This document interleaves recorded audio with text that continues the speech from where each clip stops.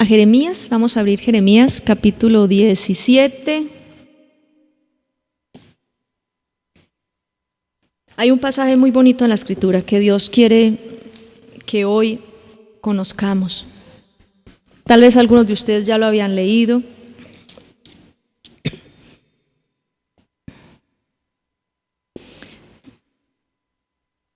En este tiempo, en donde en este mes de fin de año que hay tanto revuelo, que hay tanto movimiento, que las familias se ocupan tanto y tantos compromisos familiares, y que llega el uno de España y que llega el otro de no sé dónde, y tanta cosa, y la gente anda de aquí para allá como tan ocupada, y todos como que se vuelcan hacia las relaciones familiares, hacia las relaciones sociales, y como que estemos juntos y hagamos algo y comamos juntos y escuchemos música, y como todo ese ambiente que trae el fin de año, ¿cierto? Todo este revuelo, que eso lo ve uno en fin de año. Uno ve como las personas, lastimosamente, uno ve como las personas ponen su confianza, su expectativa, sus anhelos, ponen como su soporte, su apoyo en otras personas, en sus familiares, sea la mamá, sea el papá, sea un hermano, sea el que sea. Yo cuando estaba niña, yo recuerdo, y a mí me impactó mucho, un familiar murió. Ese familiar era una persona muy importante, pues para toda la familia. En la casa de mi bisabuela, yo recuerdo que cuando esa persona murió, todo el mundo quería morirse con esa persona, y me impactó mucho. Yo tuve un tiempo que de niña a mí no me gustaba ir al cementerio, y no me gustaban le tenía mucho miedo como a toda esa ceremonia, miedo literal, porque una de las parientes, las señoras, una gritaba y le golpeó tan fuerte el vidrio. Acuérdense que estaba el cuerpo del difunto ahí, ¿no? Con el ataúd y el forro yo me acuerdo, de satín blanco, y la cara se veía ahí al fondo, y que no solamente el vidrio, se ve la cabeza hasta el cuello más o menos, o un poquito más, que se ven las manos aquí cruzadas cuando le hacen la necropsia y la organizan el cuerpo, y el vidrio, será un vidrio, y yo no sé si es que el vidrio era muy delgado, o la persona, la señora, pues la pariente, tenía mucha fuerza y rompió el vidrio de donde estaba el difunto. Eso se volvió una nada, se le enterraron unos vidrios, tuvieron que llevarle a cogerle puntos. Eso fue, para mí, fue algo muy impactante en mi niñez, muy impactante, de ver cómo el aferro tan grande que se puede tener hacia otra persona, ese aferro, ese apego, esa, no sé cómo explicarlo, con la palabra del Señor, yo sé que el Señor lo va a explicar. El hecho de uno amar al prójimo, el hecho de uno amar a otra persona no es pecado, pero muchas veces, en la necesidad que tenemos nosotros los seres humanos de encontrar un apoyo, de encontrar un respaldo, de encontrar un sostén, de encontrar como ese bastón en el cual uno apoyarse, lastimosamente nos podemos volcar toda nuestra esperanza, nuestra confianza, nuestras expectativas, sueños, anhelos, todo lo que hay en nosotros, podemos volcarlo hacia alguien. El problema es que todo lo que nosotros observamos en el mundo es pasajero, aún la vida del hombre, porque dice en Eclesiastés, dice que todo es vanidad. Cuando habla de vanidad, no está hablando de una muchacha maquillada mirándose en el espejo y creyéndose muy bonita. La palabra vanidad significa lo que es efímero. ¿Qué es efímero? Lo que es de corta duración, lo que no dura, lo que es como cuando una flor, miren allí, esa florecita, salió ayer en la mañana o al mediodía, mañana ya no va a estar, porque abren su capullo, están un día, 2 días y se marchita. Entonces la belleza de una flor, por ejemplo, es vanidad, es de corta duración. Las relaciones interpersonales El amor fraternal y todo esto yo lo creo, y la palabra del Señor lo dice, que nos debemos amar los unos a los otros como Cristo nos ha amado. Eso hace parte del amor fraternal en la iglesia, eso hace parte también del amor en la familia, de nosotros amar a nuestros padres, de amar a nuestros hijos, de amar al esposo, de amar a la esposa, de amar a los hermanos, etc. Todo eso es cierto y lo dice la palabra, que Dios es amor y nosotros debemos amar. Pero el problema es que el ser humano, por causa de que no ha conocido el verdadero amor, o por causa de esa necesidad de tener un sustento, alguien en quien apoyarse, se ha apoyado en otra persona. La palabra del Señor, hoy vamos a hablar precisamente en lo que significa eso. El tema se llama Maldito el hombre que confía en el hombre. Este tema es muy importante y el Señor me ha inquietado hablarlo a ustedes debido a que, hermano, la gente se destruye cuando se le va el novio, cuando se le va la esposa, la gente se destruye cuando se le muere la mamá, la gente se destruye cuando se le muere un hijo. Y no es que no se destruya, no es que motivo para estar uno contento, obviamente que es un luto, es una tristeza, pero uno ve como personas, cuando les falta un pariente, cuando alguien parte, cuando Dios determina que ya cumplió su misión en la tierra y lo lleva para estar ya en sus manos, y ¿cierto? Es como si se acabara el mundo. Hace también un tiempo, hace unos años, yo creo que ustedes conocieron a un joven que estuvo recluido en el Instituto del Sistema Nervioso, un lugar donde llegan personas con grandes crisis emocionales, fuertes estados de depresión, fuertes estados de angustia, de tristeza, que les empieza a alterar hasta su mente. Y yo recuerdo que este joven allá en el instituto, estaba yo allí por causa de otras personas, estaba visitando, y él me contó toda su historia. Se había entregado a las drogas, se había entregado como a la muerte, como que no quería nada, se había intentado suicidar. Y cuando yo indagué qué era lo que pasaba, él me dijo, es que desde que se murió, pues luego después de unos días, porque ni siquiera quería reconocerlo, pero finalmente descubrí, el Señor me mostró que a raíz de la muerte de su mamá, cuando él tenía como unos 15, 16, él se murió con ella, él se enterró junto con ella. Eso a mí me impactó mucho, porque él me dijo que cuando le dieron la noticia que ella se había muerto, él estaba acostado, él vio lo que le dijeron, entró en un shock emocional y se cobijó y se quedó acostado. Y él duró meses acostado, duró mucho tiempo. Y él decía que no era capaz de levantarse. O sea, fue algo impactante, algo impresionante. Desde los 16 ya este joven tenía más o menos como unos 26, 27, habían transcurrido como unos 11 o 12 años.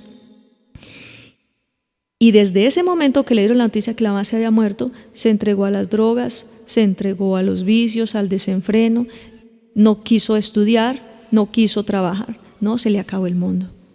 Definitivamente se le acabó el mundo. Yo creo que el amor hacia la madre es un amor muy lindo que viene del Señor, porque Dios le da ese amor para la madre amar a un hijo o el hijo amar a su mamá, y eso es bonito. Pero cuando una persona pierde la esperanza de vivir por causa de que falta alguien, eso ya deja de ser algo de Dios. Eso ya no es de Dios para nada. Les cuento esto precisamente porque la palabra del Señor nos enseña que cuando ponemos nuestras esperanzas en el hombre, o sea, en el ser humano, nuestro apoyo, nuestras esperanzas, nuestra confianza, nuestras expectativas de vida están puestas en una persona, y si esa persona falta, se nos acaba el mundo. Dios nos quiere enseñar a través de este pasaje, a través de esta palabra que vamos a estudiar hoy, qué es lo verdaderamente importante. A usted le puede faltar todo el mundo, como en esas películas que muestran por un día, es que, ¿cómo es? Después de la tierra, o no me recuerdo bien, de Will Smith, y era que se había acabado todo el mundo y no quedaba sino él, algo así. que se acabó todo, la creación se acabó, todo se acabó y no quedó sino Él. Entonces yo me pongo a pensar, si nos llegara a faltar a nosotros todos los parientes, si nos llegara a faltar todo, o sea, hasta el empleo, nos falta absolutamente todo, que no hubiesen ni siquiera seres humanos alrededor nuestro, ¿qué pasaría con nosotros? De la palabra del Señor nos enseña aquí en Jeremías 17, sabemos que eso no va a pasar, ¿no? Porque escrito está que la segunda venida del Señor está cerca, que Él vendrá a juzgar las naciones y que por lo menos, pues como mínimo 2 van a estar vivos cuando Él llegue, porque dice la palabra que estaremos, entonces habla en plural, que no va a coger a uno solo, sino que vamos a ver varios de los que hayamos quedado. Pero dice aquí la escritura, y vamos allí, Jeremías 17 del 5 en adelante. Jeremías capítulo 17 del 5 en adelante. Esto dice el Señor: maldito el ser humano que confía en su semejante, el que se apoya en otros seres humanos mientras se aparta del Señor.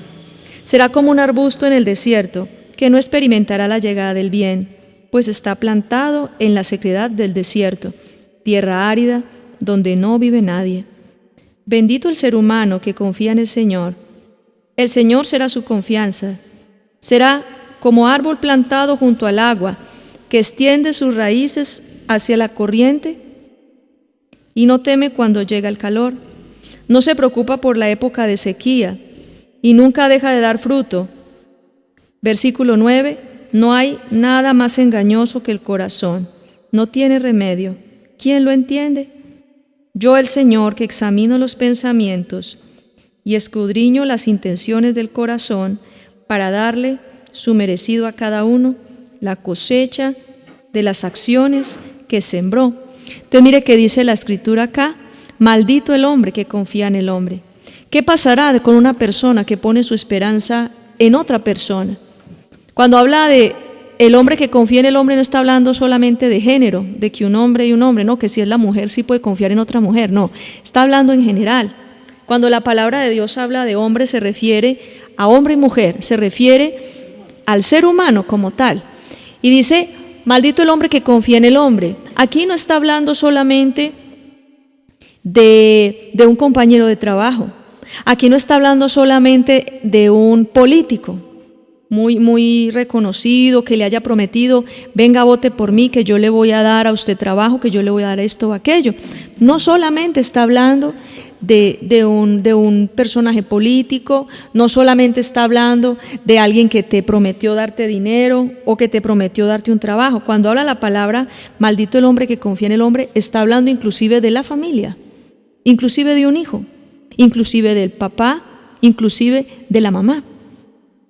La palabra del Señor dice, cuando Jesús hablaba mucho con los discípulos, y entonces le decía el Señor a los discípulos, allí en la escritura dice, nadie que ame más a su padre, a su madre, a sus hermanos, o a su esposo o a su esposa, será digno de mí.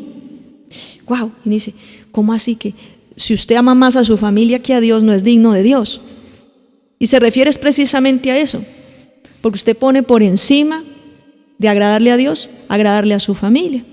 Y uno ve cómo mucha gente por agradarle a la familia termina cometiendo pecado, ¿cierto? Hay gente que termina pecando y haciendo lo que a Dios no le agrada, solo por agradar a un familiar, por agradar a un pariente, por agradar a un hijo, por la presión de su esposa, por la presión de su esposo, o bueno, por muchas circunstancias. Pero Dios está hablando en este pasaje, maldito el hombre que confía en el hombre. Dice que va a ser como un arbusto que lo siembran en el desierto. Imagínense ustedes una tierra árida, desierto, eso es pura arena. Y entonces cogen un árbol y lo siembran en medio de ese calorazo y lo siembran en la arena. Puede que lo siembren muy profundo, pero ¿qué va a suceder al tiempo? ¿Qué le sucede? ¿Cierto? Porque no tienen, en sí mismo no tienen nutrientes. Dios nos está dando una enseñanza muy grande, y es que tus parientes, tus amigos o las personas que prometieron que te iban a ayudar, en sí mismos ellos no tienen nutrientes. ¿Qué es nutrientes? Ellos no tienen la fuerza, no tienen el poder, no tienen la autoridad o no tienen la capacidad que tiene Dios para darte a ti lo que tú necesitas y para ayudarte.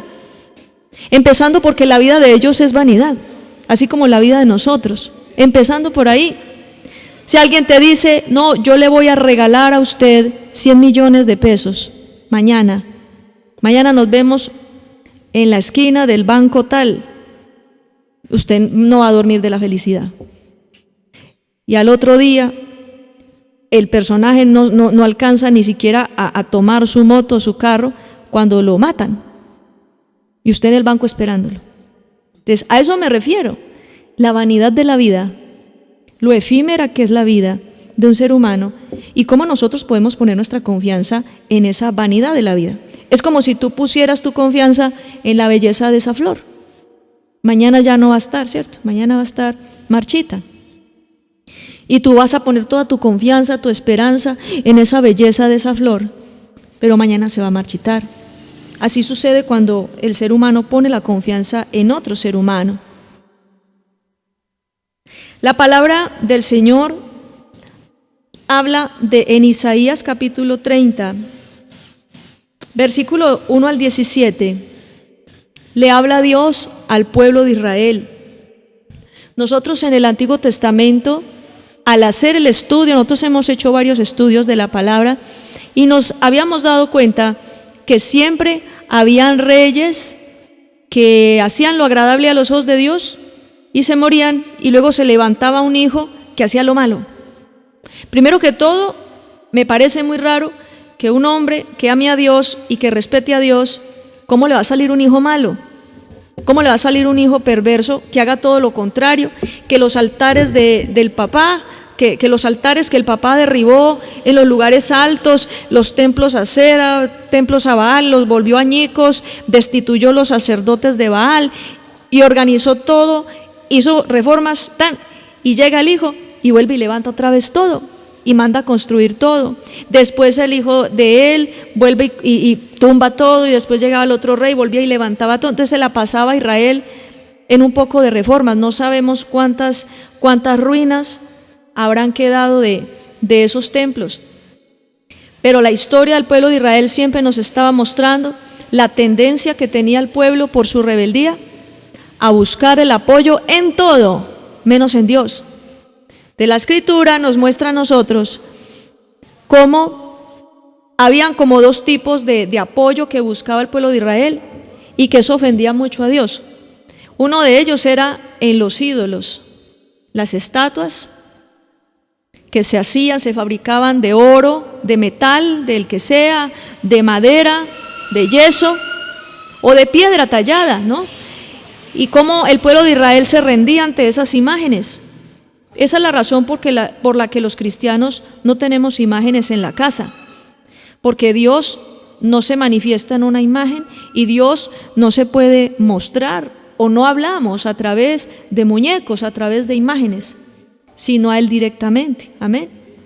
Pero la gente ponía su confianza en los ídolos, y cuando llegaban los terremotos, y lo vemos hoy en día, llegaban los terremotos, llegaban los tsunamis, llegaba la destrucción, lo primero que quedaba ahí listo, se le cortaba la cabeza y todo, eran los mismos muñecos que la gente adoraba considerando los dioses.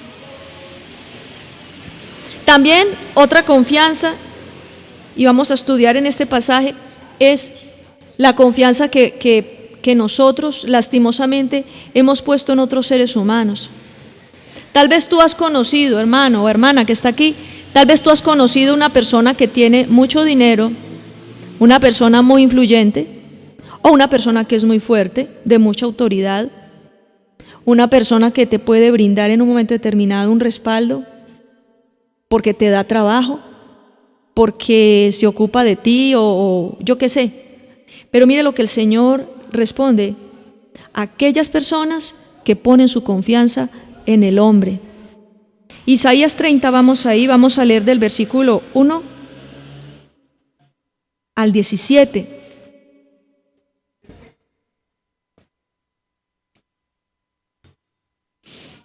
Hay un título que dice que Israel confía en Dios y no en Egipto.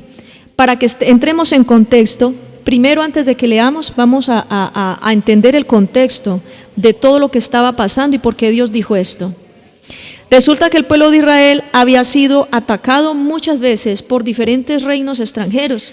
Uno de ellos era Asiria, el país de Asiria, que hoy en día son estos, es las regiones, lo que se llaman los países árabes, Arabia Saudita, ¿sí? Eran los musulmanes.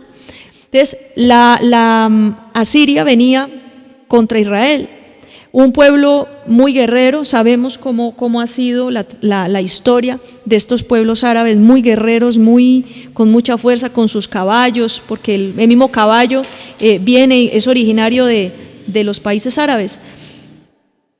Y entonces Israel, al ver ese ejército de Asiria que venía contra él, el sitiamiento, el rey de Asiria mandaba cartas diciendo: ríndanse, denme tributo o los destruyo, algo así. Dentro de las estrategias de dominación, una de ellas era esa, poner a rendir tributo a las naciones que dominaban.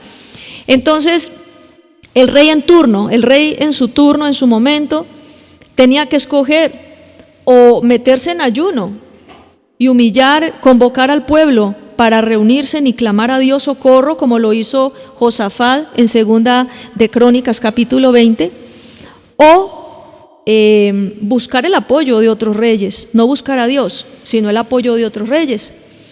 La palabra del Señor mostraba, y en este caso en el tiempo de Isaías, cuando fueron asediados por el reino de Asiria, la palabra del Señor muestra acá que lo que hizo el rey en ese momento no fue buscar a Dios.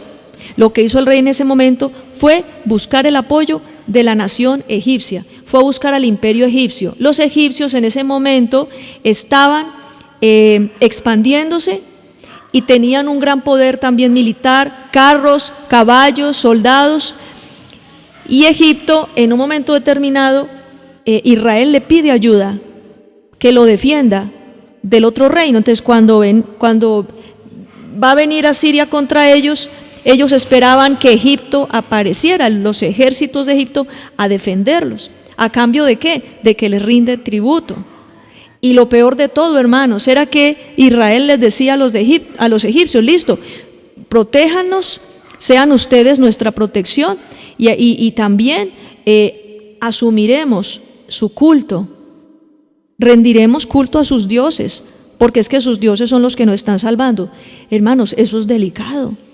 Porque entonces cambiaron al Dios de Israel, cambiaron al Dios Todopoderoso que creó los cielos y la tierra, cambiaron al Dios que los había sacado de Egipto para adorar otra vez los dioses de Egipto. Eso fue delicado, eso ofendió a Dios en gran manera. Y les voy a explicar varias cosas. Vamos a leer entonces Isaías 30 del 1 al 17. ¿Qué mal les irá a los hijos rebeldes que llevan a cabo sus planes en contra de mis deseos y afirman alianzas con una copa de vino y no con mi espíritu? Con eso amontonan sus pecados. Ellos bajan a Egipto sin pedir mi consejo, a pedir protección del faraón y a cobijarse bajo la sombra de Egipto. La protección del faraón no hará más que avergonzarlos, cobijarse bajo la sombra de Egipto será su desgracia.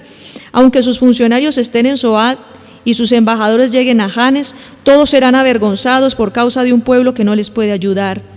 No les será de ayuda ni provecho, lo único que les traerá será vergüenza y desgracia. Y dice aquí, versículo 6, esta es una profecía acerca de los animales del Negev. Cargan su riqueza en burros y sus tesoros en los lomos de camellos, por una tierra peligrosa y difícil, llena de leones y leonas, de víboras y serpientes voladoras. Los llevan a un pueblo que no les puede ayudar. Egipto no sirve, la ayuda que brindan no es nada. Yo lo llamo monstruo inútil. Versículo 8, ahora ve y delante de ellos escribe en una tablilla. Escribe esto en un libro, para que quede testimonio eterno para el futuro. Porque este es un pueblo rebelde que se niega a obedecer. Son hijos mentirosos, hijos que no quieren obedecer la enseñanza del Señor. Ellos les dicen a los videntes: no tengan visiones, y a los profetas: no nos profeticen verdad. Díganos mentiras, profeticen falsedades, quítense de en medio, dejen el camino libre, no nos pongan más frente al Santo de Israel.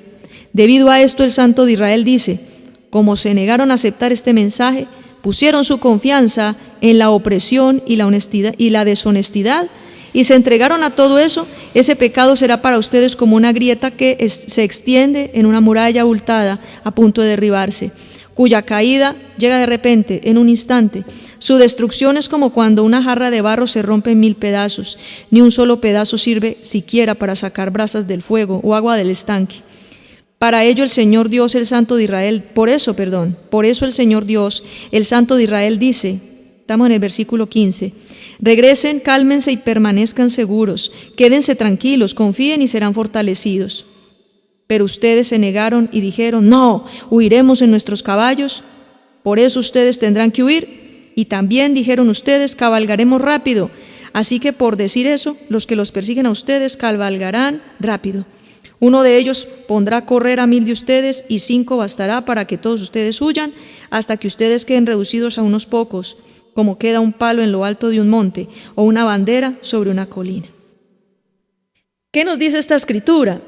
En el año 840 a.C., Isaías como profeta estaba precisamente hablando de la mala decisión que había tomado Israel de buscar la ayuda de Egipto, en vez de humillarse y buscar la ayuda de Dios. Mire, Dios aquí nos está diciendo que Él tenía todo listo. Yo me pongo a ver en la escritura, en 2 de Crónicas, capítulo 20, cuando los ejércitos iban contra el rey Josafat. El rey Josafat se humilló en ayuno y le dijo a todo el pueblo, ayunemos porque aquí no hay nada más que hacer. Solo el consuelo de Dios es el único que nos va a poder salvar.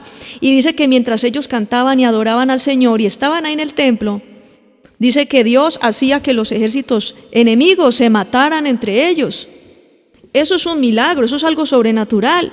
Primero porque Israel no tenía ni la cantidad, ni la diestra, ni la fuerza, ni los recursos militares que tenían los moabitas, los amonitas y los del monte Seir. Todos los ejércitos que vinieron contra ellos era gente guerrera, gente fuerte, gente que tenía muchos ejércitos. Pero ¿qué pasó? Dios trajo sobre esos ejércitos confusión e hizo que se mataran unos contra otros. Y Josafat, solamente apoyado en Dios, el pueblo se regocijó y le dieron la gloria al Señor. ¿Qué es lo que pasa en este caso? En este caso Israel, en vez de buscar el rey de turno, en vez de buscar la ayuda del Señor, fue la ayuda de de Egipto, para que les defendieran. No buscó a Dios. Las alianzas para cubrirse eran comunes. Pero ¿sabe qué sucedió? Al momento de ser atacados, quedaron, como decimos acá en Colombia, quedaron viendo un chispero, porque Egipto no apareció. ¿A usted no les ha pasado eso? Que alguien que les juraba a ustedes amor eterno, o yo te voy a ayudar, o tranquilo, cuente conmigo, que vamos para esa, con usted hasta el final. Y cuando menos pensó, por ningún lado. ¿Sí han vivido eso? ¿Han visto esa situación? Entonces, así le pasó a Israel con Egipto. Vino a Siria, los atacó, y Egipto por ningún lado.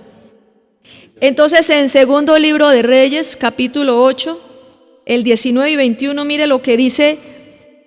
Es como el mismo diablo hablándole a estos reyes. Segundo libro de Reyes 18. Vamos a leerlo ahí rápidamente, un pedacito. No es mucho. Entonces dice acá del 19 al 21.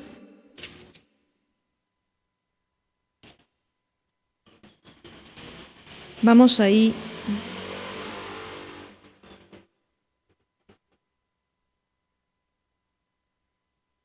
No, espere, si verá que este no es. Sí, es el 18, estaba yo mirando el que no era.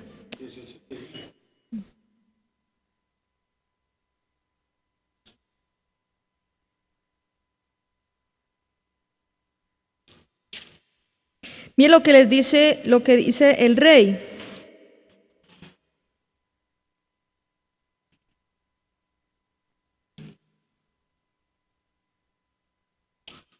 Estaba el rey de Asiria precisamente hablando. En esa época estaba el rey Ezequías. Ezequías entonces les dice,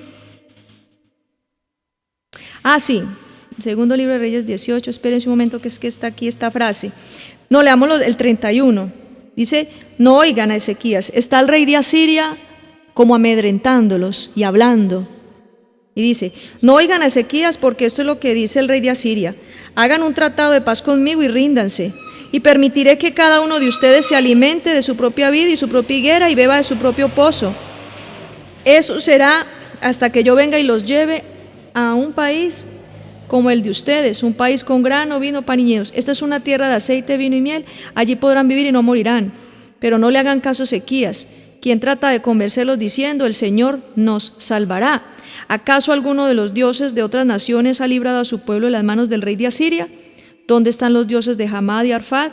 ¿Dónde están los dioses de Sepharvaim y de Naibá? ¿Libraron a Samaria de caer en mis manos?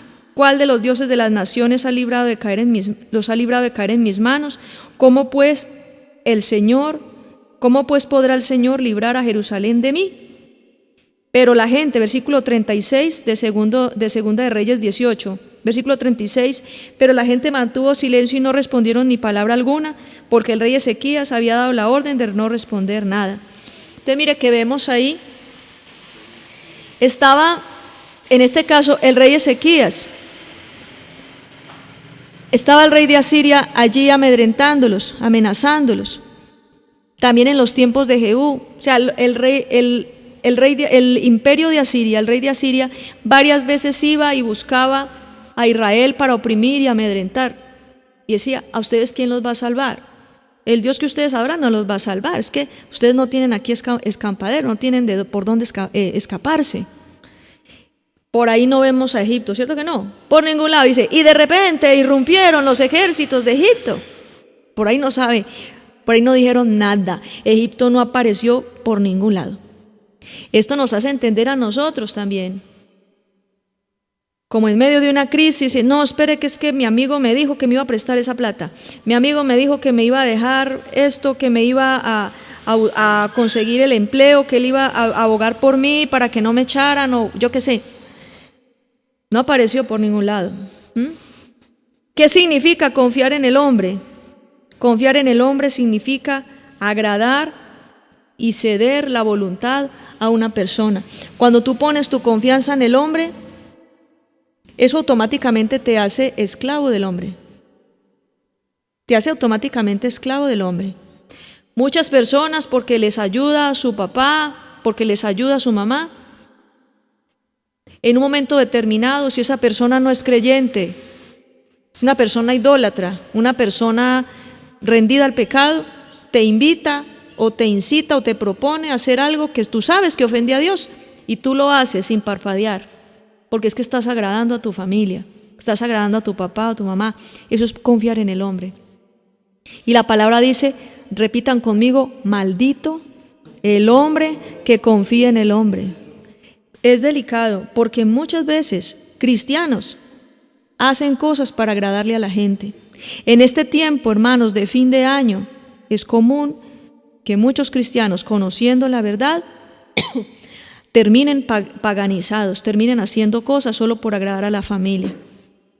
Terminen organizando cosas, no, que para que no sé, que porque es que mi mamá o porque es que fulano va a pensar que es que yo soy fanático, que es que yo soy, eso es pecado. Porque si tú estás ofendiendo a Dios con lo que estás haciendo por agradar a tu familia, entonces tu confianza no está puesta en Dios. Tu Dios no es el Dios creador de los cielos y la tierra. Tu Dios es tu papá, tu Dios es tu mamá, o tu Dios es tu hijo, o tu Dios es esto o aquello. Y eso se llama, repita conmigo, idolatría. Y la palabra de Dios condena la idolatría. 1 Corintios 7, 23 dice, Cristo pagó un precio por ustedes, no se hagan esclavos de los hombres. Nosotros no tenemos por qué estar esclavos a nadie. No tenemos por qué rendir nuestra voluntad ni comprometer. Yo no puedo comprometer mi santidad por agradarle a un familiar. Yo no puedo comprometer mi santidad por agradarle a alguien. Ni siquiera se le puede llamar amigo a una persona que lo que hace es invitarte a que hagas algo que le ofende a Dios. Eso no es un amigo. Amigo es Dios. Dios es mi amigo. Pero una persona así no se puede considerar amigo. Vemos entonces que para Asiria no solamente para dominar a esta nación. Y cualquier país, cuando llega una nación a dominar a otro pueblo, ¿qué es lo que hacían? No solamente los volvían tributarios, sino que también los colonizaban. La colonización no solamente era con empezar a ejercer un dominio territorial sobre ese país conquistado, también la colonización era traer los dioses de esos imperios, de esas culturas que habían vencido en la batalla, traían todos sus dioses y empezaban a establecer allí sus altares, sus templos, y el pueblo que era dominado empezaba a adorar a esos dioses. Esa era la parte más delicada. Entonces en el versículo 2 dice, aquí, en Isaías 30 estamos todavía allí, dice: ellos bajan a Egipto sin pedir mi consejo, a pedir protección del faraón y a cobijarse bajo la sombra de Egipto. Egipto tiene muchos dioses, aún todavía en este tiempo. Lastimosamente, toda esta cultura egipcia fue como permeando y fue como extendiéndose hacia todas las naciones del mundo. Y una de las cosas más fuertes en la cultura egipcia, en la religión egipcia, es el culto a los muertos. El culto a los muertos es, hermanos, una práctica que viene de Egipto. ¿Cómo era el culto a los muertos? Que les ponían velas en los sepulcros. Los enterraban con toda la familia y comida, que para que el más allá pudieran comer y para que se fueran con sus seres queridos. Todo lo que nosotros vemos hoy, el hecho de velar a un muerto, por ejemplo, los 9 días, lo que hacen lo que hicieron en Cuba con Fidel Castro, que recorrieron con el cuerpo de Fidel Cuba, en Venezuela lo que hicieron con Hugo Chávez, el féretro, un muerto, un cuerpo inerte que no tiene ni alma ni vida, no tiene nada, y recorren con él las calles de una ciudad. Esto es una práctica egipcia, esto viene de Egipto, es una cultura egipcia. La palabra de Dios no dice que una persona al morir hay que velarla en la casa, ponerle velas y vigilarlo, ¿sabe? Eso viene precisamente de las religiones africanas. Egipto es del norte de África, Egipto es un país africano. Y entonces le velaban, y algunos le ponían un recipiente de agua debajo del ataúd, que para que el alma no se volara, que no se escapara. Y las velas era, póngame cuidado por favor, y las velas era para que el lugar supuestamente donde había ido a parar, que era oscuro y que era muy frío, que para que no le diera frío, entonces con las velas. Todo eso, hermanos, repita conmigo, es egipcio. Esos son costumbres egipcias, y resultamos aún aquí en Colombia haciendo eso. Pero la palabra de Dios nunca habla de eso. La palabra del Señor nunca habla de hacer novenas a los muertos. La palabra del Señor nunca habla de rendirle culto a los muertos o de rezarle a los muertos, de hablar con los muertos. Una persona muere y chao. Aún la manifestación de espíritus que lo vi, que se paró, que movió la cobija, que me jaló los pies, son puros demonios, porque la misma gente le abre las puertas a todas esas creencias. Pero todo esto en Israel hizo pactos, póngame cuidado que esto es muy delicado, Israel hizo pactos con la muerte, porque Egipto hizo un pacto con la muerte y le llama Anubis. Israel hizo un pacto con la muerte para buscar protección. Y eso fue lo que Dios estaba demandando aquí. Ustedes descendieron a Egipto para cobijarse bajo la sombra de Egipto. ¿Cuál es la sombra de Egipto? La muerte. Porque el Dios principal, uno de los dioses principales, Dios Anubis, para cobijarse bajo la sombra de Egipto. Y uno ve hoy en día, por causa de las alianzas, de poner la confianza en otros, uno ve naciones enteras que han recibido de otras culturas sus creencias religiosas. El Papá Noel, eso no fue algo que resultó aquí, como le llaman San Nicolás o Papá Noel, eso no es de aquí. Fue una creencia traída del norte de Europa, de los países nórdicos, el dios Odín, barbado, viejito, que tenía voz gruesa y que daba dádivas a la gente que lo adoraba, eso vino de allá.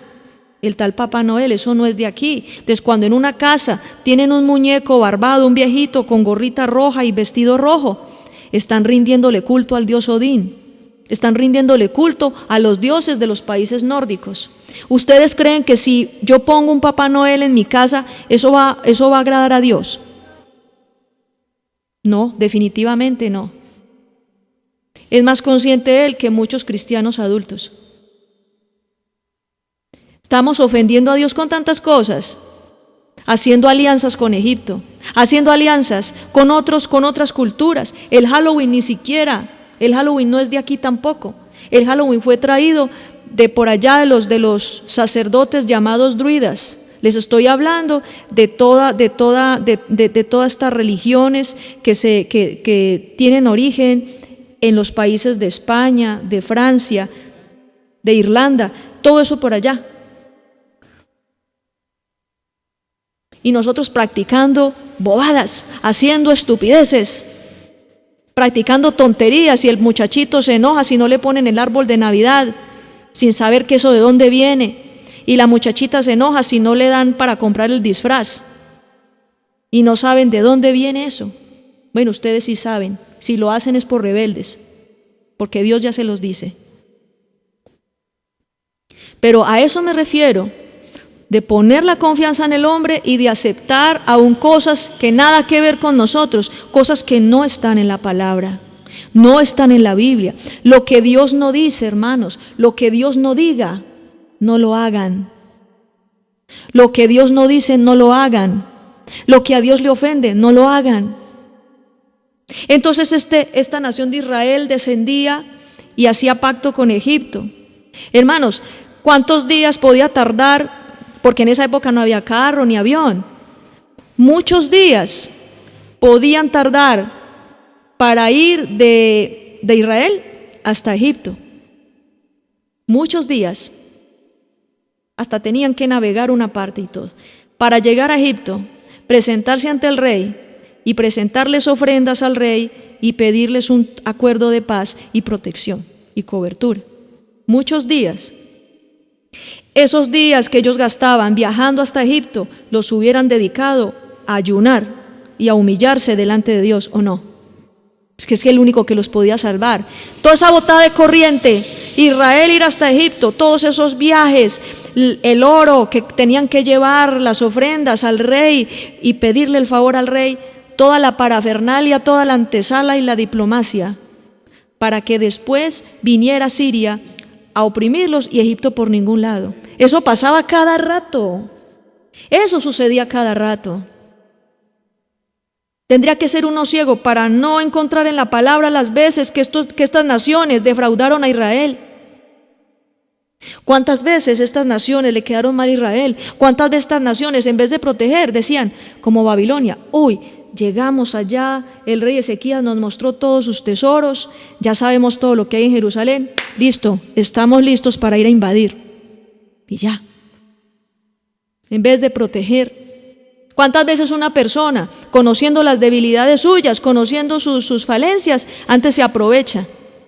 Antes terminas aprovechándose de usted, le estafa. ¿Cuántas personas desesperadas? No, es que fulano me dijo que no me cobraba intereses o yo no sé qué, y antes le estafa. Yo no tenía nada y esta persona tiene un negocio redondo. Y van a hacer en compañía un negocio y termina tumbado, termina estafado, hasta la misma familia. Repita conmigo, maldito el hombre que confía en el hombre. Esta predicación no es para que usted le coja bronca a todo el mundo y ya no se deje tocar de nadie y se vuelva un erizo. Mucho cuidado. Tampoco es así. Tampoco es para que usted no se deje, no deje que nadie se le acerque, porque eso tampoco es de Dios. Pero esta enseñanza simplemente es Dios diciéndoles a ustedes, no sean ingenuos. No busquen el apoyo del hombre, busquen el apoyo donde sí lo hay, en el Señor. Es en Dios donde está el apoyo, amén. Es en Él.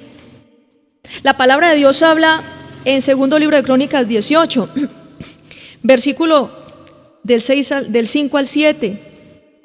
Vamos allá.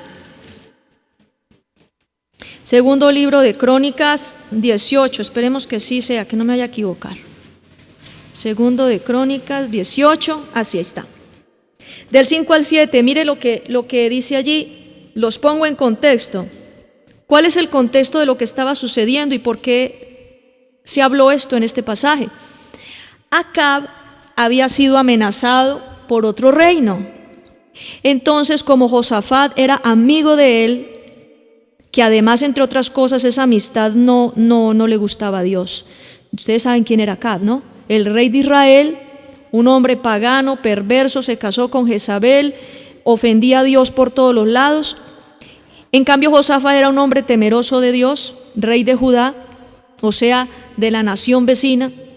Y eso es parecido como en este tiempo el hermano, el cristiano, que le gusta mucho andar con un amiguito, pero que este muchacho es perverso. Todo el tiempo lo invitas a beber, todo el tiempo lo invitas a parrandear, todo el tiempo le está, camine que es que tengo una amiguita por allí que se la quiero presentar, y todo el tiempo estás buscando la manera de hacerlo caer. Esa es la amistad como de Josafat y Acab. Esa es una amistad que no conviene. Y aprovecho para decirles, hermanos, hay amistades que a usted no le convienen. Que si usted quiere cambiar de vida, tiene que cambiar de amistades definitivamente. Dejar las amistades que tiene. Entonces Josafat, un hombre temeroso de Dios, respetuoso de Dios, va donde el rey Acab. El rey Acab lo manda a llamar porque está turbado. Entonces Josafat, que es amigo, le dice: tranquilo, yo voy a la guerra con usted y lo voy a proteger. Entonces como alguien que se mete en un chicharrón, en un mal negocio, en un torcido, y el amigo cristiano dice: no se preocupe que yo pongo la cara por usted. Algo así. Versículo 18 del 5 al 7 dice: así que Acab llamó a una reunión a los profetas. Había como 400, ahí estaban buscando el consejo. Acab no estaba buscando el consejo de Dios. Acab estaba buscando la respuesta de los profetas para saber qué iban a hacer frente a ese reino que venía contra ellos. Entonces dice así que Acab llamó a una reunión a los profetas. Habían como 400 profetas y Acab les preguntó: ¿debemos ir a la guerra contra el ejército de Siria y atacar a Ramot de Galaad o esperar otro momento? Los profetas contestaron: ve a luchar porque ahora Dios te va a entregar la ciudad. Pero Josafat les dijo: ¿hay otros profetas del Señor por acá? Si hay, deberíamos preguntarles lo que Dios dice. Versículo 7. El rey Acab contestó: hay otro profeta, Micaías, hijo de Imlá, pero lo detesto, porque cuando él habla de parte del Señor, nunca me dice nada agradable, siempre dice lo que no me gusta. Y mire lo que dice aquí en Isaías 30, del 9 al 14. Dice acá: porque este pueblo rebelde se niega a obedecer, son hijos mentirosos, hijos que no quieren obedecer la enseñanza del Señor. Ellos dicen a los videntes: no tengan visiones, y a los profetas: no nos profeticen la verdad, díganos mentiras, profeticen falsedades. Quítense de en medio, dejen el camino libre, no nos pongan más frente al Santo de Israel. Debido a esto, el Santo de Israel dice: como se negaron a aceptar el mensaje, pusieron su confianza en la opresión y la deshonestidad y se entregaron a todo eso. Entonces, la Escritura nos está hablando de cómo poner la mirada en el hombre, de no poner su confianza en Dios, aún hace que el corazón de una persona se endurezca a la voz de Dios. Josafat, en este caso, estaba auxiliando a Acab, y de hecho fueron a la guerra y casi matan a Josafat por estar en el momento equivocado, en el lugar equivocado, defendiendo al que no debía defender. Muchas veces pasa eso, que algunos cristianos terminan enredados en líos en los que ni siquiera se debieron haber metido por salvarle el pellejo a otro. Entonces, hermanos, esta enseñanza, el mensaje, el centro, la conclusión de esta enseñanza es esa. Maldito el hombre que confía en el hombre. Nunca hagan nada por agradar al hombre. Nunca hagan nada, hermanos, así sea su propia mamá, así sea su propio papá, así sea el hijo más amado. Nunca hagan nada por agradar al hombre. Si eso que están haciendo implica pecar, si eso que están haciendo implica pecar, si eso que están haciendo implica ofender a Dios, ese amor que sienten ustedes por ese familiar o por ese amigo o por ese pariente, ese amor es un amor diabólico. Así de sencillo. Porque hay amores diabólicos, como el amor que siente un tipo por su amante. Entonces no ama a la esposa, sino que ama al amante, es un amor diabólico. Hay amores diabólicos, hay amores que no son de Dios, hay amores que Dios no aprueba. ¿Por qué no los aprueba? Porque llevan a la gente a pecar, porque ese sentimiento conduce a que tú te comprometas a agradarle a alguien para pecar. Entonces, maldito el hombre que confía en el hombre. Y vemos en la Escritura, al principio lo que estamos leyendo en Jeremías 17, maldito el hombre que confía en el hombre, porque será como un árbol que lo plantan en el desierto, o sea, se seca. Bendito el que pone su confianza en el Señor, porque es como un árbol plantado junto a corrientes de abundantes aguas. Mientras usted esté confiado en Dios, hermano, una de las cosas que a mí me pasó cuando estaba en los caminos de Dios, lleva poquitos meses de convertida, nadie de la familia quería tener nada conmigo, ni siquiera mi mamá. Nadie quería, ahí sí no me invitaban a ninguna parte, nadie quería nada conmigo. Cuando llegaban, ahí llegó esta aleluya. ¿Por qué nadie quería nada conmigo? Porque sabían que todas las necedades que hablaban, las groserías, chistes de doble sentido, y que la Virgen bendita, y que yo no sé qué, y que no sé qué, sabían que todo eso, yo tenía una palabra contra ello. Y siempre les está diciendo, eso es pecado, eso no está bien, la palabra de Dios dice esto y eso. Entonces se cansaban de escucharme todo el tiempo hablarles del Señor, porque todo el tiempo era yo hablándoles del Señor, obviamente con amor. Pero se cansaban de escuchar porque no querían atender la palabra del Señor. Y en medio de las dificultades que llegaban, las adversidades, la primera persona que llamaban para pedir oración, póngale quién, ¿a quién buscaban? Buscan a aleluya, porque cuando oraban los enfermos se sanaban, no porque yo los sanaba, no porque Dios los sanaba, Dios respaldaba. Y en medio de una crisis venía el Señor, se manifestaba con un milagro. Y varios familiares vieron la gloria de Dios, hasta un pariente que estuvo casi a punto de morir, vio la gloria, todavía está viviendo, porque le habían desahuciado, hoy en día no quiere nada con el Señor, a pesar de que se le habló de la palabra. Pero caracterícense ustedes, caracterícense por ser rectos, por ser santos y radicales. Y la familia los va a respetar. No hagan las cosas por agradar. ¿Usted con qué autoridad, después de participar de celebraciones paganas y hacer cosas, lo mismo que hace la gente del mundo, con qué autoridad usted después le va a decir a un hijo, o le va a decir usted a su mamá o a su tío, tal cosa es pecado? ¿Con qué autoridad? Dice usted qué va a hablar aquí si usted toma parejo con nosotros? ¿Usted qué va a venir a hablar aquí si usted pone los mismos muñecos que nosotros ponemos? ¿Usted qué va a venir a hablar aquí si yo lo vi moviendo el esqueleto en tal parte? ¿Qué va a hablar aquí? ¿Sí ve? ¿Por qué? Porque el diablo, mire, el diablo juega un doble juego, porque él es padre de mentira, dice San Juan 8:44. Entonces él a ti te pone como en presión. Está la familia, están tus amigos. ¿Qué va a decir mi amigo? ¿Qué va a decir mi jefe si yo no muevo el esqueleto en la empresa? Entre otras cosas, yo trabajé en empresas, yo estuve en el medio laboral, yo no soy pastora desde que nací. Entonces yo tuve mi vida laboral, y en los días era obligatorio y podían mandar memorando a una persona que no asistiera a la fiesta del no sé qué. Entonces listo, yo para no ganarme el memorando, para no tener esa reprensión, porque había gente que quería sacarlo a uno por ser cristiano, el diablo siempre le quiere hacer a uno la guerra en las empresas. Dije, no doy papaya. Yo iba, me sentaba y ya. ¿Que usted por qué no baila? Porque amo al Señor, porque soy cristiano.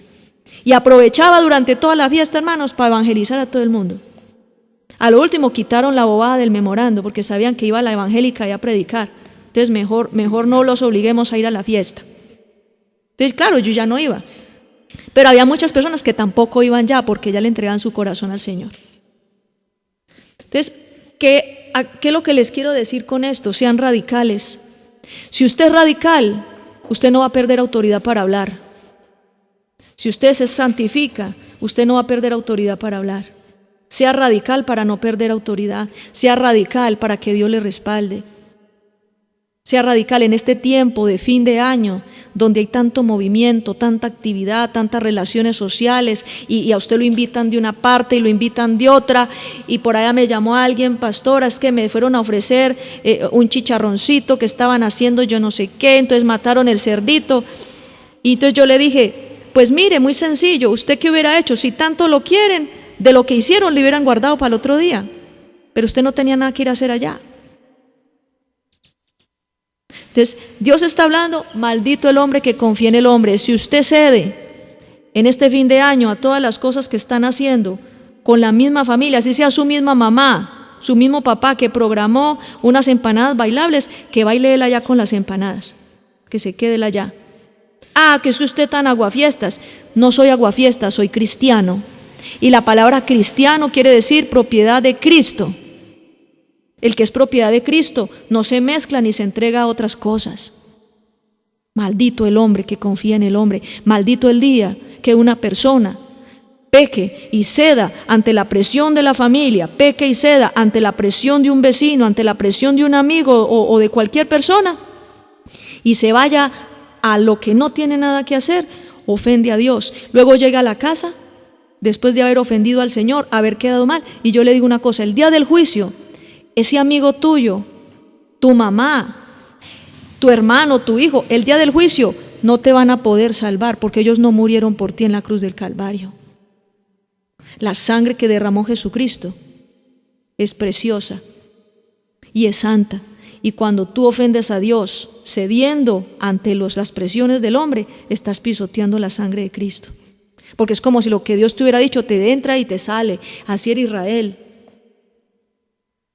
Israel se arrepentía, pedía perdón y por un tiempito andaban bien y luego se retorcían otra vez.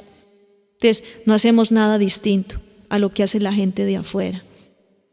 El día que usted me diga, mi mamá murió por mí en la cruz, al tercer día resucitó entre los muertos, ese día le digo, sí, créale todo lo que diga su mamá, sígale el cuento, váyase tras de ella. El día que me diga, mi hijo murió por mí en la cruz y resucitó al tercer día, listo, haga todo lo que su hijo diga.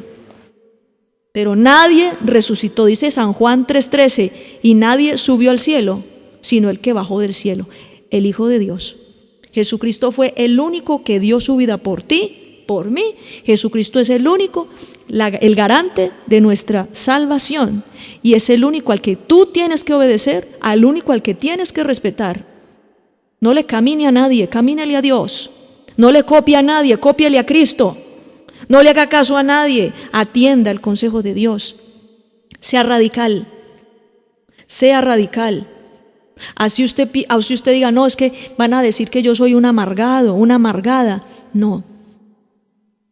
Porque el día que venga la adversidad sobre tu familia, el día que venga la tragedia, Dios permite todo eso para que se acerquen al Señor. Ese día, ¿quién van a buscar? Ese día no van a buscar al crispeto que se la pasa tomando cerveza con ellos de vez en cuando, o el que se la pasa por allá en la pachanga, o que tiene una moza y va a la iglesia después los domingos. No, ese día, ¿quién van a buscar? Al que es radical, al que se la pasa orando, ayunando, el que se la pasa buscando a Dios. A ese familiar es el que van a buscar, porque él sí tiene una relación con Dios, porque él sí valora la relación con Dios. Y él sí respeta a Dios. Es como el médico, hermanos. Si usted está enfermo, usted no va a ir a buscar al muchachito recién graduado que apenas está haciendo la práctica en el hospital. ¿O sí? Usted va a buscar es al especialista, y particularmente le digo, si es una persona de edad, me da más confianza. Así sea muy mala clase, porque los médicos viejitos tienden a ser mala clases, pero me da más confianza que una persona que sabe, que ha boleado bisturí muchos años, que sabe por dónde es el músculo y el tejido, sabe por dónde es el asunto. Y lo mismo, si tú vas a buscar la ayuda, el consejo de un cristiano, tú no vas a buscar a un crispeto, tú no vas a buscar a cualquier persona, sino a alguien que tú has visto que es radical y que tiene testimonio de vida, ¿o no? Alguien que tú sabes que te va a dar un buen consejo. Entonces, si tú eres así, ¿cuánto más que tú seas también radical para que la gente te busque, que la gente diga, yo voy a buscar a tal persona, voy a buscar a Pepito, voy a buscar a Juanito, porque es que son cristianos, esos sí son cristianos tremendos, esos sí llevan el evangelio como es, esa gente sí se para firme, esa gente no se desdobla ni a un vaso de cerveza, no se desdobla ni a un reggaetón, pues. Personas así, radicales, y deben ser radicales. Tal vez habrán lugares donde a usted no le hablen de esto. La gente le gusta y se acomoda y le gusta más bien ir allá. Pero lo que Dios está buscando en nosotros es ser radicales, no poner nuestra confianza en el hombre. Cuídense en este tiempo, cuídense en este fin de año, apenas está comenzando la temporada, no ofendan a Dios, porque hay mucha gente que llega siempre en los meses de enero arrepentidos, no saben ni cómo cantar, no saben ni cómo pararse, avergonzados con Dios por todo lo que hicieron en diciembre. No hagan eso, no sean así. Ahórrense ese dolor de cabeza. Además que también muchas personas en diciembre pueden desobedecer, le fallan al Señor, y ¿quién quita que se le acabe la paciencia a Dios? Y que Dios decida, ¿sabes qué? Ya, listo, ya se acabaron tus oportunidades, chao. El mayor índice de accidentalidad, el mayor índice de mortandad se ve en diciembre. Es el tiempo donde más muertos hay, ¿sí o no? Más fallecen, más accidentes, más riñas, más peleas. Que está borracho y entonces el fulanito le miró a la mujer, se levantaron allá a cuchillo, o a puños, o sacó un revólver. Porque mucha gente anda armada, buscando lo que no se les ha perdido. Dice la palabra del Señor que uno no debe buscarse la muerte neciamente. Dios ya tiene un tiempo para tu vida. Dios ya sabe cuánto tiempo vas a vivir. No nos busquemos, no adelantemos, no nos metamos en los planes. No actuemos con necedad. No busquemos la muerte tempranamente. No busquemos la destrucción tempranamente. Hasta las enfermedades venéreas en medio del desenfreno de diciembre, un VIH, un SIDA, estúpidamente, porque se acostaron con alguien que estaba infectado, y muchos de los que están infectados son felices acostándose con todo el mundo por el odio que tienen y la venganza que quieren contaminar a los demás. ¿Sí o no? ¿Se han visto eso? Que una persona copia en el motel donde estuvo con el amante, en el espejo, con el labial, la mujer tenía SIDA, ya haces parte del club, cosas así.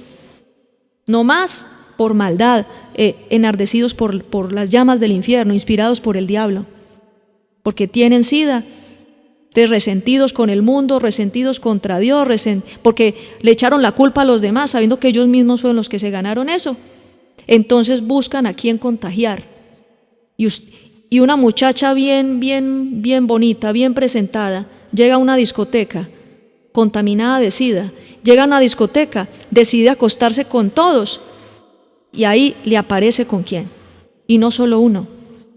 Y no saben en las fauces del león en el que se están metiendo, la boca del lobo, en la misma cueva del diablo se están metiendo. Usted mira las discotecas en diciembre, eso es impresionante. Te mira los zafarranchos en las fincas, impresionante. La pericada, pero no de el huevo con cebolla y tomate, pericadas de meter perica, droga, marihuana. Es impresionante, hermanos. Es impresionante. Mire, el tipo que asesinó a esa niña de 7 años, que la violó y la asesinó, todo un hombre bien presentado, todo un señor, y era drogadicto. Entonces, todo este desenfreno, no solamente en temporada decembrina, todos los meses del año, el diablo anda, como dice 1 de Pedro 5:8, El diablo anda como león rugiente, buscando a quién devorar, a ver quién da papaya, quién cede ante las tentaciones de él, quién es capaz de comprometer su santidad para hacer lo malo. Cuídense en este tiempo. Maldito el hombre que confía en el hombre. Maldito aquel que pone su confianza en el hombre y prefiere irse detrás de las malas propuestas. Prefiere irse detrás de las malas propuestas, prefiere irse detrás de aquellos que le hacen malas proposiciones, en vez de irse detrás del Salvador, irse detrás del Señor. Vamos a orar. La palabra del Señor dice en el Salmo 1, es uno de los salmos que más me gustan. Dice la palabra en el Salmo 1, una parte de ese pasaje dice: bienaventurado el varón que no anduvo en consejo de malos. ¿Qué quiere decir bienaventurado el que no anduvo en consejo de malos? Que no le hizo caso a los malos consejeros. Y dice: ni en silla de escarnecedores se ha sentado. Quiere decir de que no se sienta con aquellos que se la pasan maquinando el mal. ¿Quiénes se la pasan maquinando el mal? Usted pasa por una cantina, hay un poco de tipos con las mesas llenas de botellas. Y hermano, ¿para dónde va? Venga, hombre, deje de estar, venga, que hasta le regalan el trago, ¿sí o no? Se lo regalan. Muchachos por ahí, mal ubicados, metiendo vicio, y pasa el muchacho, venga, le doy. Se la regalan, ¿sí o no? Porque el diablo, para meterlo a uno en los vicios, regala la droga, regala el trago, regala todo eso. Hasta la mujer de mala vida, hasta se ofrece gratis. No necesita ni plata para ir donde la fufurufa. Ahí está el diablo, poniéndole a las personas la tentación. ¿Es así o no es así? Todo se presta. Y hasta el que no tiene dinero le resulta la manera de hacer las cosas porque lo invitan. Y el diablo anda como león rugiente buscando a quien devorar. ¿Cuál ha sido el problema, hermanos? En que tú valorabas más o has valorado más tus amistades, tus afectos familiares y las cosas de tus parientes o de la gente que te rodea que el amor que Dios a ti te ha dado. Eso se llama idolatría. Idolatría no es solamente hablarle a un muñeco de madera, de yeso, de metal. No, idolatría también es cuando tú obedeces a una persona o le haces caso a una persona para fallarle a Dios. Estás poniendo a alguien por encima de Dios. Eso es idolatría también. Entonces vamos a orar. Señor, te damos muchas gracias por este mensaje. Tu palabra dice: maldito el hombre que confía en el hombre. Nosotros no queremos estar bajo maldición. Nosotros queremos poner nuestra confianza en ti. Hoy queremos pedirte perdón con todo nuestro corazón, porque a veces, Señor, hemos puesto nuestra familia por encima de ti. Dice tu palabra que nadie que ame a su padre, a su madre, a sus hermanos, o a su esposo, o a sus hijos, Señor, es digno de ti. No porque el amar a nuestra familia sea pecado, sino porque si ese amor nos lleva a desobedecerte, sí es pecado, Señor. Es pecado todo aquello que hacemos desagradándote a ti por agradar al hombre. Señor, te pedimos perdón con todo el corazón por todo lo que hemos hecho para agradar a los demás, por todo lo que hemos hecho para seguir la corriente de este mundo, por tratar de mostrarnos como cristianos sencillos, por tratar de hacerle ver a la gente que no somos, Señor, locos fanáticos. El diablo ha querido llevarnos, Señor, por la senda de la tibieza, la senda de la liviandad, aún cediendo cosas para que, tratando con muchos, Señor, aún con el pretexto de que están ganando a su familia, muchos tratando con el pretexto de ganar a su familia, Señor, muchos han cedido y han practicado el pecado, que para que no los vean radicales, para que no los vean, Señor, exagerados. Señor, te pedimos perdón porque tú eres un Dios de santidad, tú no eres un Dios de medias tintas, y dice tu palabra también que tú vomitas al tibio de tu boca. Señor, no queremos ser cristianos tibios, no queremos ser cristianos de doble ánimo, Señor.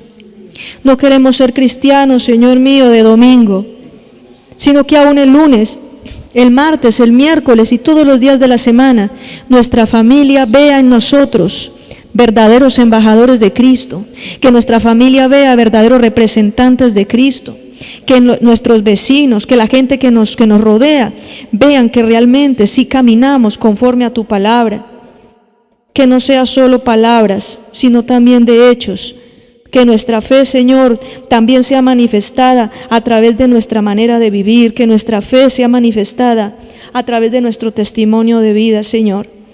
Ten misericordia de nosotros y perdónanos por haber puesto a otras personas por encima de ti, por haber pensado, Señor, por un momento que era más importante agradarle al hombre que agradarte a ti. No hay ninguna persona que pueda salvarnos, solo Jesucristo, el Hijo de Dios. No hay nadie que pueda abogar por nosotros en el día del juicio, solo tú, Señor Dios, porque tú eres el abogado, pagaste un precio por nosotros y tú eres el único que el Padre acepta. El Padre delante del trono no acepta a nadie, ni aún a nuestra familia, ni aunque oraran mucho por nosotros, otros cristianos, otros hermanos en la fe, tú lo único que aceptas es la sangre preciosa de Cristo, que es la que pagó el precio por nuestros pecados, Señor. Ten misericordia de nosotros.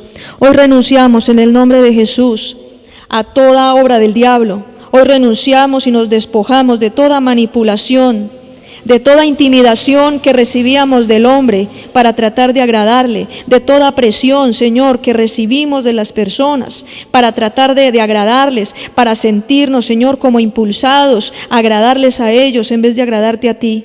Hoy renunciamos a toda manipulación, hoy renunciamos a todo control del hombre, hoy renunciamos en el nombre de Jesús a toda intimidación, hoy renunciamos en el nombre poderoso de Jesús a toda mentira y declaramos, Señor Jesucristo, que tú eres nuestro único soporte, que tú eres nuestro único aliento, sustento, que en ti ponemos nuestras esperanzas, en ti ponemos nuestra confianza. Renunciamos a toda confianza en el hombre, Señor, para confiar en ti, que ya a partir de ahora cualquiera de nosotros que tenga problemas financieros o que tenga problemas de la índole que sea, tú eres la primera persona y la única persona a la que vamos a buscar. Tú te encargas de mandar la respuesta, aún con otros. Sin embargo, tú finalmente eres el autor de nuestros milagros. Eres el autor, Señor, de todo lo que suceda. No vamos a dar la gloria al hombre. No vamos a darle la gloria al hombre, Señor. Tú nunca permitiste que cuando Israel buscaba la ayuda de Egipto, tú nunca permitiste, Señor, que estas naciones extranjeras se llevaran la gloria. Siempre que salvaste a la nación de Israel, no quedaba la menor duda de que eras tú.